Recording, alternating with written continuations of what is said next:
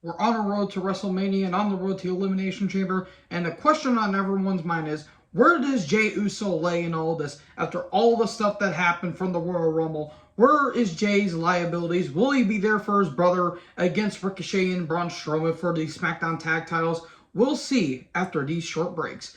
What's up, guys? Boss6 here, back to another video, and today I'm here to do a Smackdown review from the Mohegan Sun Arena in Connecticut. We're just 8 days away from the Elimination Chamber on the road to WrestleMania. And this show was not good at all, folks. It really was not a good show. Besides the stuff with the Bloodline and Sami, this show was snakebit. This was a very snakebit show. None of the matches amounted to anything. And besides the Bloodline stuff, SmackDown really doesn't have anything going for it. So this may be a short review, so let's jump in without wasting any time. We get a Bloodline recap, and Heyman's in the ring. He talks about Sami and says, can you imagine if Sami Zayn won the WWE Unified World Heavyweight Championship?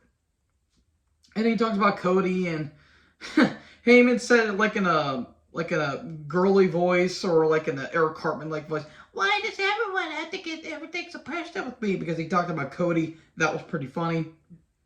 And he talks about the titles, and he says, without these titles, there's no Roman Reigns. And all of a sudden, Sami shows up behind Heyman, and Heyman's expressions are glorious. Glorious! And he says, Roman's days as champ are numbered. He says, I've been with you guys for all this time, and this is how you treat me. And he says, I'll tell you how many days Roman has left as champion. 8. And he grabs Heyman and says, tell Roman he doesn't have to worry about Cody. Tell him he has to worry about through me. So there you go. There you go. Simple, straight to the point. It did take probably about 10 minutes, but it got the job done. It really did. Heyman's doing really good stuff. Sami's getting over as a face. That crowd is going to be red hot for that main event. So we're off to a damn good start with the opening segment, and then everything just went downhill from here, because the Brutes and Drew were backstage hyping up their tag match against Hit Row. Drew and Sheamus took on Hit Row. This was a squash match, thank God. Claymore to Dalla and a bro kick to Adonis. There you go. Drew and Sheamus win, thank God. Hit Row were not good.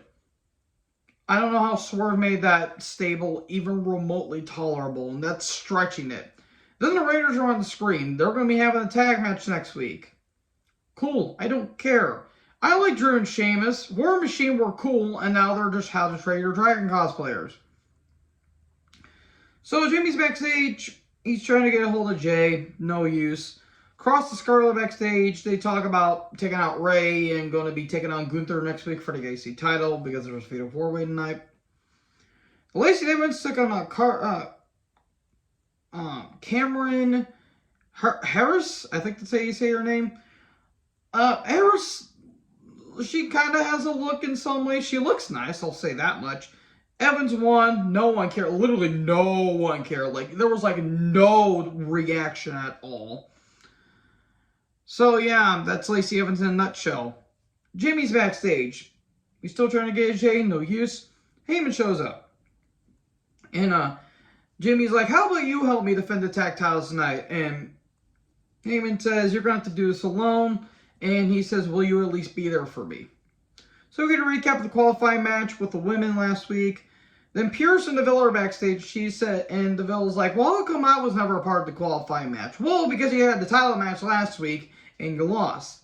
Then Chelsea Green shows up. She's like, are you the manager? I need to talk to SmackDown manager. And Pierce is about to go berserk. He's literally climbing up the wall. And oh no, you're just another brick in the wall. And he says, you know what? How about you two take on Raquel and Liv tonight? There you go. Simple as that. Team Ball then took on Jimmy Uso for the SmackDown tag titles. Or was he alone? Because all of a sudden, Jey appears from the crowd. Okay. I would have liked it if they would have held it off until the Chamber. Because if it was Solo defending the tag titles with Jey, that would have made more sense. Or with Jimmy, that would have made a little more sense. You know, because because where's Jay's liabilities lie? So that way, when he shows up at the Chamber, he can either choose Sami or Roman, and that way he can turn on Sami and join up with Roman. You could have done that. But I don't know. That's probably just me. Probably just a big nitpick, but I felt like they could have saved Jay's return here. So he comes out from the crowd. He gets a big pop. Ricochet and Strowman took on the Usos for tag titles. It was fine. It wasn't really that great. Strowman was doing big man stuff. Ricochet was doing his stuff. Usos were doing their thing. We get a power slam and sent to Swanton, but Jay saves it. Strowman tries to go and hit Jay, but hurls himself over the table. Good job, Strowman.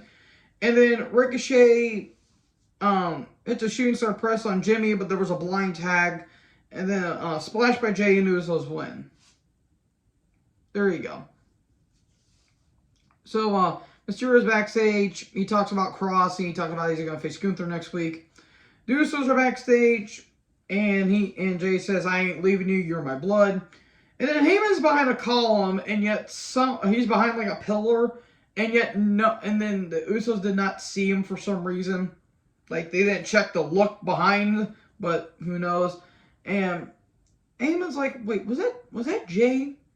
You know, question the loyalties a little bit. More foundations in the bloodline are being cracked.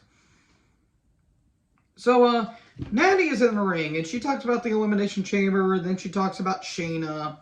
She calls Shayna a knockoff Ronda. And then Shayna comes out. This is where everything went to hell, basically.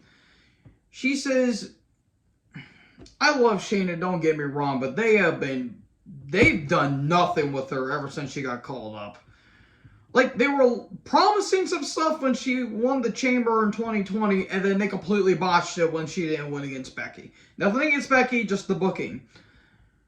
And she comes out, she talks to Natty a bit, and she says, I'm more than just a knockoff Ronda. And all of a sudden, Ronda shows up the hell out of nowhere to a bad reaction. That was a flat reaction.